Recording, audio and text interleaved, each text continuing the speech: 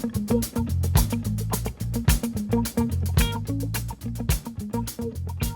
morning, everyone. Welcome back to C.P.R. How is everyone today? You all look great. So just take a deep breath. Let's get started here. This is day 19 of Core Prosperity Relief. So just take a deep breath. Get very centered where you are. Allow your mind to be right here in this moment, letting go of anything from the past, anything that may be coming up. Just give yourself the gift of being present, the present of being present. Just allowing yourself to know that you're here on purpose.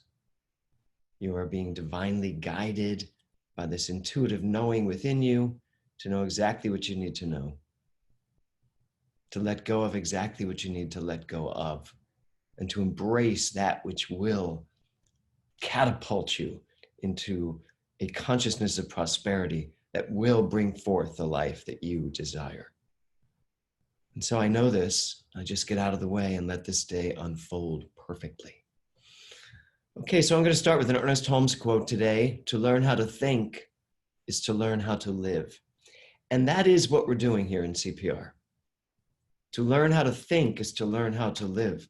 You would be surprised, or maybe not at this point, you would be surprised perhaps to know that very often we do not spend enough time paying attention to what we're thinking, or even recognize what it is we're thinking.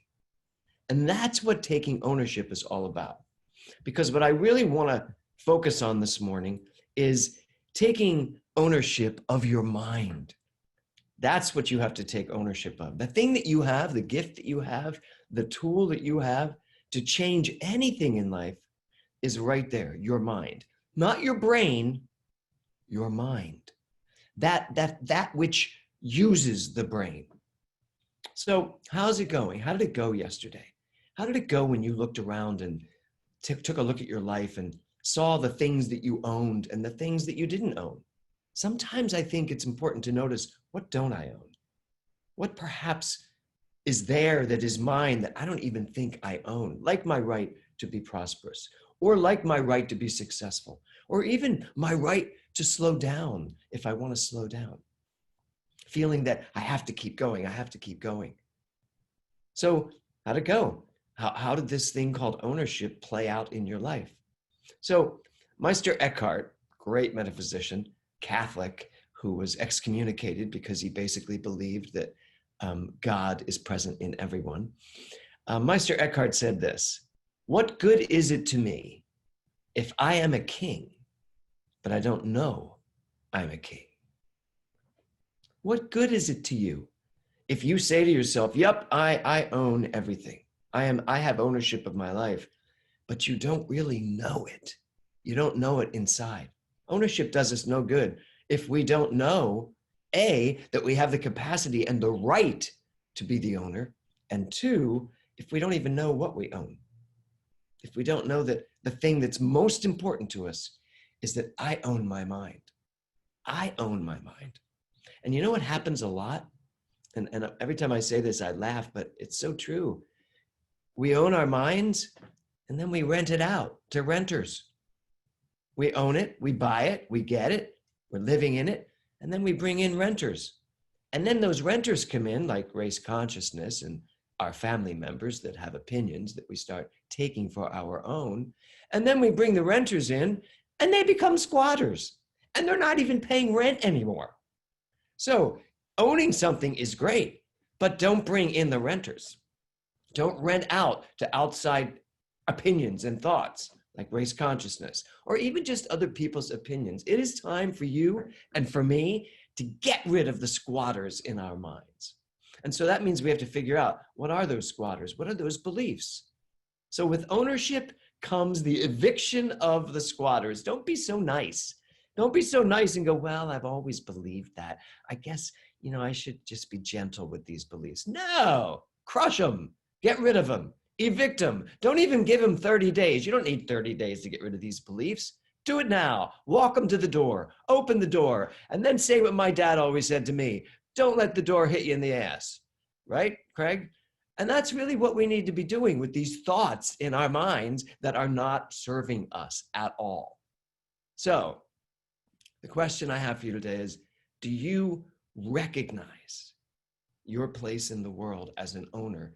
And do you recognize that as an owner, you are cause to every one of your experiences?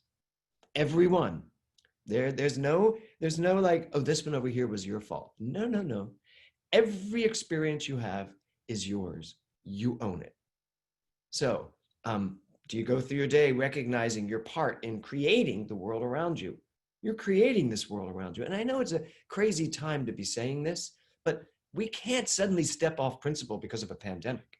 We can't suddenly step off principle because we don't like the guy in the White House. And we can't step off principle when something tragic happens, like Ruth Bader Ginsburg dies. And I know I got calls yesterday and people just complaining about this and being so upset about it. Do we believe that my life is unfolding perfectly or not? The answer is, I do.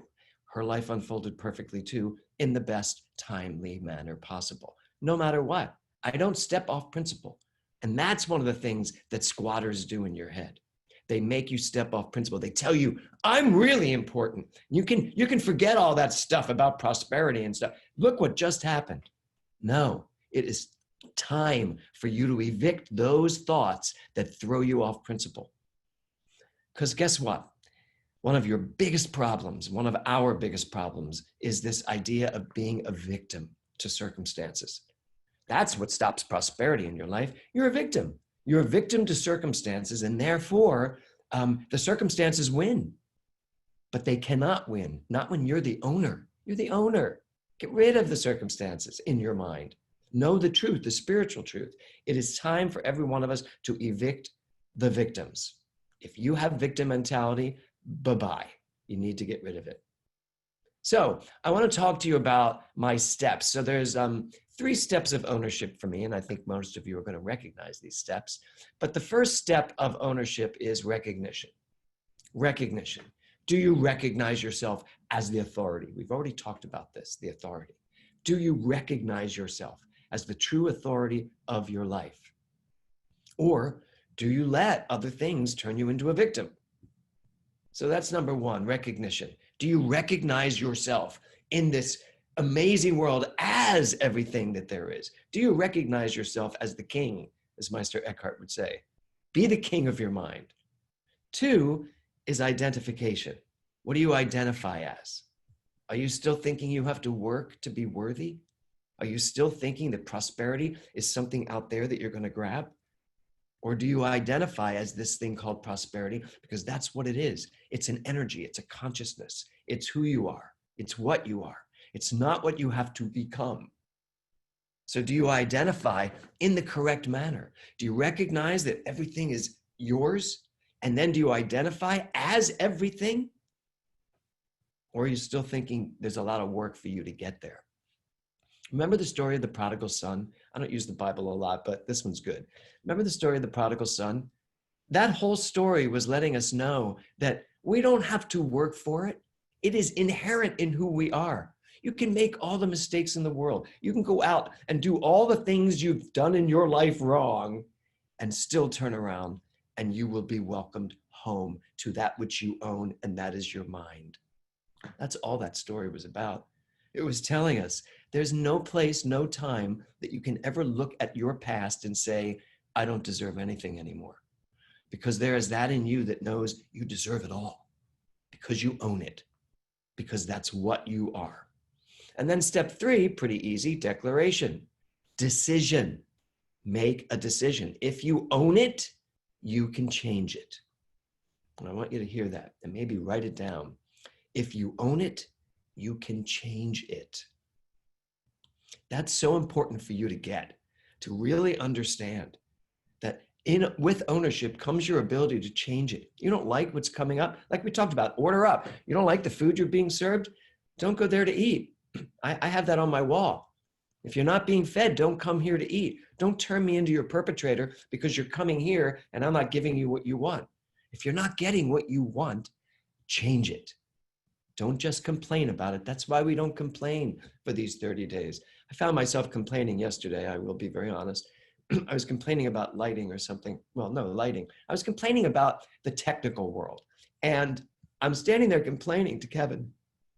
And as I'm complaining, he's just giving me this look. And I said, what? And he said, aren't you doing no complaining for 30 days? And I was like, you're not in the program. You can't call me out on this. And he just started laughing. He said, I just noticed that you've been complaining. And I stopped and I went, well, you're right. You're perfectly right. And frankly, I'm complaining because something in me thinks I can't fix this, but I can, and I have. And that's the end of it. So, so that's the whole deal with this ownership. If you own it, you can change it. And if you're complaining about it, you seem to have forgotten where the power is. So let's look at expectations for a minute. I want to address this idea of expecting one thing and getting another. Why does that happen? Why do you think it happens that you're expecting one thing and getting another?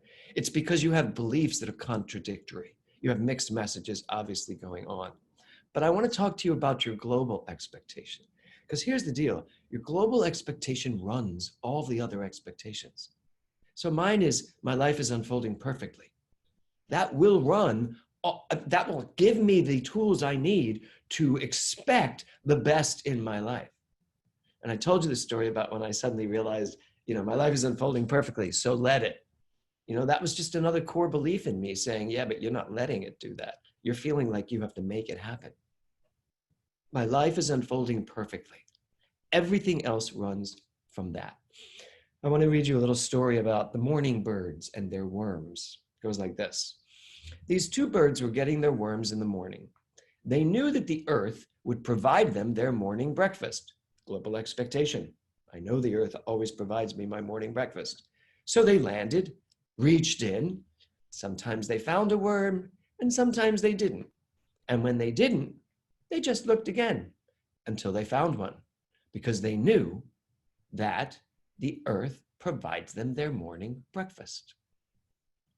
What do you get out of that? Well, here's the deal. How many of you land, reach in, there's no worm, and now the whole day is shot? It's just annoying. I never find the worm. Why don't I land in the right place? This earth sucks. It never gives me what I want. Meanwhile, there's a worm right next to you, but you're not noticing it because you're too busy focusing on that stupid hole you just checked that was wormless. Doesn't mean the whole world is wormless, right? No complaints. The birds had no complaints. They just looked, they didn't find it, and they moved on. So there's something for you to think about. What if you just look and move on? Or what if you just move on from all the things that happen to you that perhaps don't happen the way you want? It's like, oh well, move on. I love the affirmation, what happens to me happens for me. No victims. What happens to me happens for me. No victims, that's all. So, I would like to suggest to you today that prosperity is a calling inside of you. Prosperity is calling. And if you have the ability to listen to your mind, to listen to that in you that's calling, I guarantee you, your little paws, no, they're not paws. What are those little things at the bottom of the bird? Their feet, bird feet, claws, I don't know, whatever it is. Your feet will land right where they're supposed to land. You will land right near a worm if you listen for your calling. There is a word for those birds' feet, and I'll figure it out. You will, if you're willing to listen to your calling from within, I guarantee you'll land in the right place. Prosperity is an energy. It's a consciousness. It is a state of being. And we can either hear the call or we can block the call. Right? How many of you have ever blocked the call? We've all blocked the call. And the things that block the call are really shocking. Too much noise. You're listening to too many other things. Sometimes our global expectation blocks the call because we've given mixed messages in the middle of it. So many things can block the innate calling from within. Ernest Holmes wrote this: show me someone who is for something and against nothing, and I will show you the next Buddha, Jesus, Mohammed. for something and against nothing. So today, what I'd like you to really start paying attention to is, what are you against? What shows up in your mind that makes you be against something? We are being called to stand for something and against nothing. We're being called to pay attention to what messages come through our mind. We're being called to step up to ownership. We're being called to stay focused on what works for us, the good in life, the good in our life, my life, your life. Do you think it's possible? Do you think it's possible for you to be for something and against nothing? For prosperity, but not against lack. For love, but not against anger. It's the way you use your mind. And a prosperity magnet is someone who uses their mind by focusing on exactly what they want to focus on and not focusing it on what they don't want to focus on, which is why the whole complaining thing happens. Ernest Holmes said this: find me someone who no longer doubts, no longer wavers, and I'll show you the coming of a new dawn. So I love every morning when I sit here and prepare for this and I watch the sun come up. And I just think to myself, there's so much in the world, so much in the universe. Ernest Holmes says there is a power transcendent beyond our needs and our little wants. He says demonstrating a dime is good if you need a dime, or healing oneself of a pain is good if you have a pain. But beyond that, and listen to this, at the real feast at the tabernacle of the Almighty, in the temple of the living God, in the banquet hall of heaven, there is something beyond anything that you and I have ever touched. Beyond. There's something beyond anything you've ever imagined.